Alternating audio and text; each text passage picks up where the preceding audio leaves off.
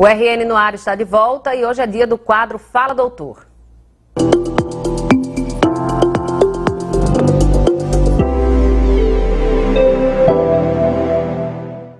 E hoje eu recebo aqui no estúdio o médico cirurgião cardíaco, Dr. Renato Max. Bom dia, doutor. Obrigada pela presença.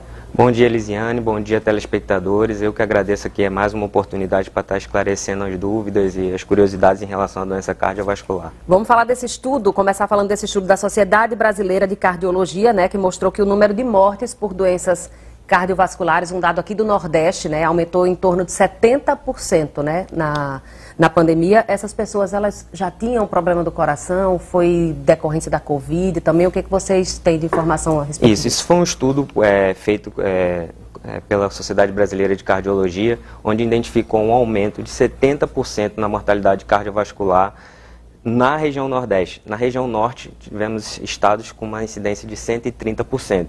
Então, grande parte desses pacientes já tinham uma doença cardiovascular associada.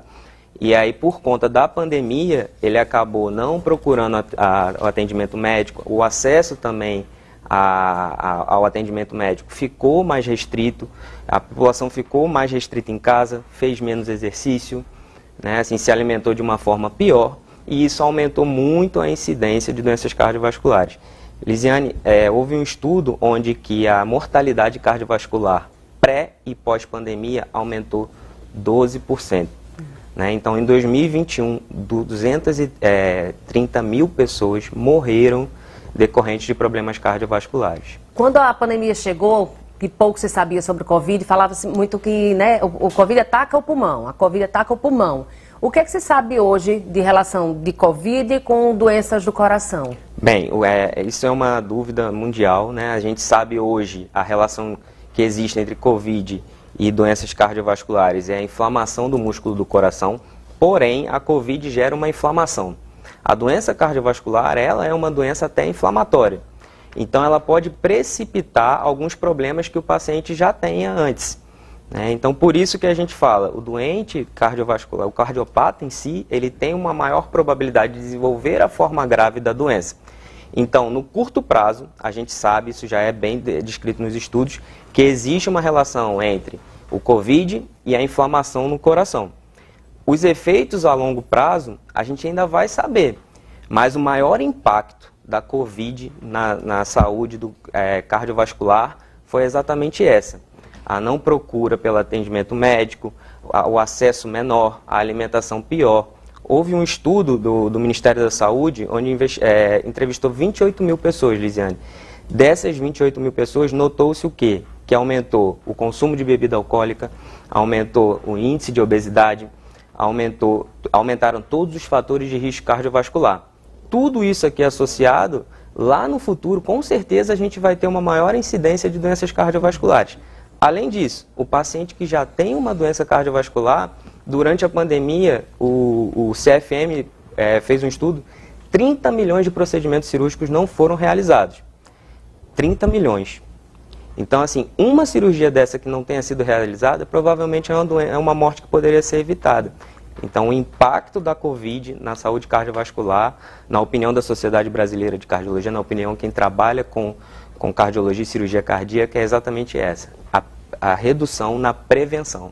E quem tem algum problema cardiovascular, a recomendação é sempre tomar a vacina? E que tipo de doença se encaixa nesses cardiovasculares? Sim, as doenças cardiovasculares em si, as mortalidades cardiovasculares, doenças cardiovasculares são hipertensão, pessoas que já tiveram AVC, doença aterosclerótica, dislipidemia, infarto. Então essas são as doenças cardiovasculares. Então, a associação da doença cardiovascular com a forma grave da Covid, ela é maior. Então, a chance de morrer do cardiopata é maior do que um paciente saudável. Então, assim, a orientação da Sociedade Brasileira de Cardiologia, da comunidade médica, é sempre vacinar para que se evite a forma grave. A gente sabe que o doente cardiopata ele tem uma maior chance de ir para a UTI. Se ele tiver um acometimento pulmonar, ele já tem um acometimento cardiológico. Então, o corpo em si do paciente não é só o pulmão. A gente não pode olhar o pulmão, a gente tem que olhar todo o sistema. Então, o pulmão está do lado ali do coração. né? Então tem uma relação muito grande entre pneumopatia e cardiopatia, principalmente no paciente que já tem uma doença cardiovascular prévia. Essas doenças cardíacas, elas dão sinais e quando procurar atendimento médico? Porque a gente sabe que infelizmente também não é um atendimento fácil, né, de se encontrar ainda, mas enfim. Eu costumo falar o seguinte, né, que a doença cardiovascular ela é sorrateira. Ela pode não dar sinais muito característicos, mas às vezes o paciente ele não valoriza um sintoma. Eu estou caminhando agora, estou começando a sentir um incômodo aqui no peito, começo a sentir um cansaço que eu não tinha antes. Então, isso são os sinais de alerta. Minha pressão está ficando mais alta. Então, isso são sinais que fazem com que o paciente tenha que procurar assistência médica. Além disso, qualquer pessoa que pense em fazer uma atividade física, e a Sociedade Brasileira de Cardiologia orienta isso, ele precisa procurar o atendimento médico. A gente vê casos aí recentes de um jogador de seleção da Dinamarca, teve uma morte súbita abortada, é uma parada cardíaca. A gente teve um caso agora, um jogador do Barcelona, da seleção argentina, abandonou o futebol por conta de uma arritmia. Então, assim, a gente precisa pesquisar, porque não basta, Lisiane, você fazer, vou fazer aqui um exame. Eu tenho uma frase assim, a sabedoria popular ela é muito sábia, né? Quem vê cara não vê coração, e quem vê exame não vê cara. O exame não conversa com o médico.